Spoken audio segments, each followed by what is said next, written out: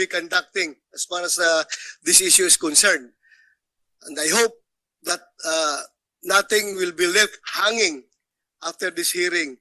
All issues should be well settled bago tayo mag-adjourn. That is why I hope, against hope siguro, that the truth shall come out at the end of this hearing.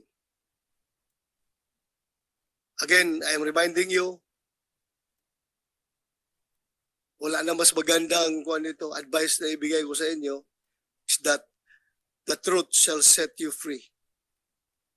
Kung magsabi kayo ng totoo. So, after our adjournment, last hearing, lumapit sa akin si General Domingo. Siguro nakonsensya sa pagluhod ko dito.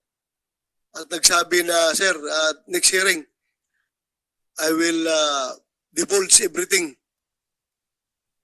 And, alam ko pa naman na hindi naman ganoon ka dumi ang puso ninyo.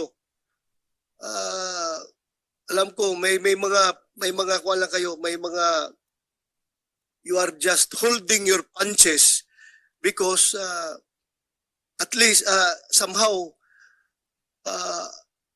ayaw pa rin ninyo talagang totally masira yung dapat hindi masisira.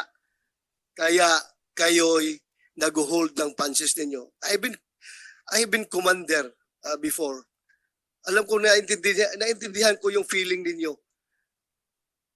Naintindihan ko yung feeling ninyo kapag ang tao natin may nagawang kamalian, as much as possible, kung kaya nating maariglo at hindi lalaki yung problema, gagawin natin yan because aside from the accomplishment of the mission of the commander is to seek for the welfare of his men.